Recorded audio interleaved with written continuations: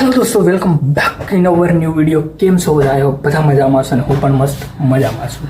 તો દોસ્તો, અત્યારે બિલકુલ રેડી છું અને અત્યારે ભાઈને છોડવા માટે જવાનું છે. ભાઈ જઈ રહ્યા છે કચ્છ, અને કચ્છ જઈ રહ્યા છે એટલે નોકરી માટે જઈ રહ્યા છે અને પરમનન્ટ નોકરી માટે જઈ રહ્યા છે. પહેલાં નોકરી એમને કોન્ટ્રાક્ટ તરીકે કરી, પછી જ્ઞાન સહાયક તરીકે કરી, પછી આપણે જે ગ્રાન્ટેડ સ્કૂલમાં કરીને હવે ફાઇનલી એમને નોકરી મળી છે કચ્છમાં સરકારી સ્કૂલ તરીકે. તો પૂર્વમાંથી એટલે કે અહીંયાથી લાઇટ બળે છે, વધારે દેખાતું ના હોય, પણ પૂર્વમાંથી સીધા જઈ રહ્યા છે, પૂર્વથી ડાયરેક્ટ રિટર્ન પશ્ચિમમાં જઈ રહ્યા છે. લાસ્ટ ભુજમાં નોકરી છે અને ભુજમાં નોકરી કરશે. હવે લગભગ કેટલા વર્ષે બદલી થશે એ તો નક્કી નહીં, બટ અત્યારે ફાઇનલ થઈ ચૂક્યું છે. તો એને મૂકવા માટે હું જઈ રહ્યો છું. અત્યારે ઇમોશનલિટી અંદરથી બહુ બધી છે, પણ આમ બોલવા માટે વર્ડ નથી. ઓલવેઝ એવું થતું હતું કે શરૂઆતમાં નોકરી 2 વર્ષ કરી અને એક અડધું વર્ષ એટલે કે મિનિમમ 2.5 વર્ષ જેવી નોકરી કરી. તો સવારે જાય અને સાંજે રિટર્ન આવી જાય, સવારે જાય સાંજે રિટર્ન આવી જાય. તો ઓલવેઝ સાંજે રિટર્ન ના આવે ને તો વેઇટિંગ કરે તો ફેમિલીમાં કે હજુ સુધી ના આવ્યો, હજુ સુધી ના આવ્યો, હજુ સુધી નથી આવ્યો.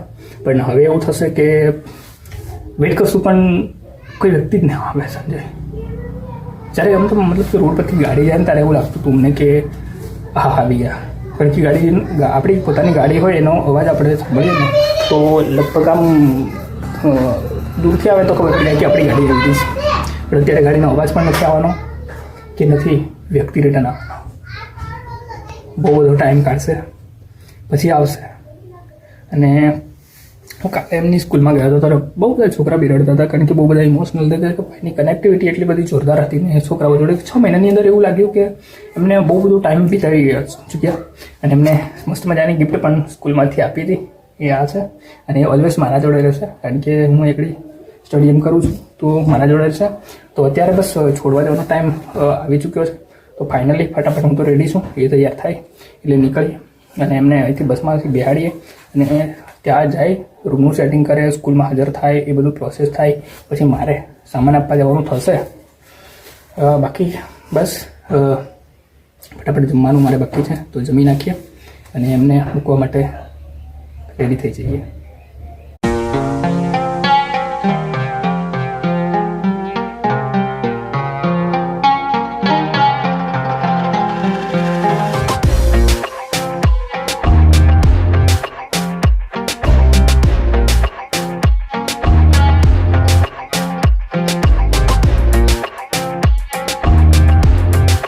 ફાઇનલી આપણે પહોંચી ગયા છે અત્યારે પીપલોદ, કારણ કે બસ પીપલોદથી ભુજની બુકિંગ કરી છે એટલા માટે અમારે પીપલોદ આવવું પડ્યું. અને પીપલોદથી ભાઈ લોકો બસમાં બેસવાના છે અને ડાયરેક્ટ ભુજ જશે, બરાબર છે. એમની જોડે એમના શાળા જઈ રહ્યા છે. તાત્કાલિક માટે હું જવાનો હતો, પણ ફરી રૂમનું સેટિંગ થાય એટલે એની પછી હું જવાનો છું. તો એટલે ઓલમોસ્ટ 2 જણ જઈ રહ્યા છે, તો આપણે પછી બાદમાં જઈશું.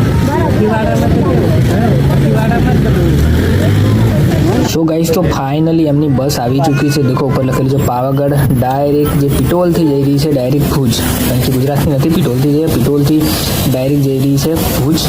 તો બસ આ બસમાં એ લોકો ચડી રહ્યા છે ફાઇનલી અને લાસ્ટ વિદાય કરી દઈએ, કારણ કે બહુ બધા ટાઈમ અહીંયા નજીક વિતાવી અને ફર્સ્ટ ટાઈમ એ લોકો ભુજ જઈ રહ્યા છે એટલે થોડું શિયર્ડ અને નર્વસ ફીલ થઈ રહ્યું છે. પણ નોકરી મળી છે તો કરવી તો પડશે ને, બરાબર છે. નોકરી ઘરમાં અને ગામમાં ફર્સ્ટ શિક્ષક છે, હાઈ સેકન્ડરીના ફર્સ્ટ શિક્ષક છે, તો નોકરી અને સરકારીમાં પહેલી વાર લાગ્યા છે તો બહુ સારી વાત કહેવાય. એટલે આપણે એમને શાંતિપૂર્વક વિદાય કરી દઈએ. અંદરથી બહુ શેર ફીલ થઈ રહ્યું છે, કારણ કે બહુ દૂર જઈ રહ્યા છે અને પૂર્વમાંથી પશ્ચિમ જઈ રહ્યા છે. એટલે ફાઇનલી એમની બસ ઉપડી ચૂકી છે અને અહીંથી કરી દઈએ એમને ટાટા બાય બાય.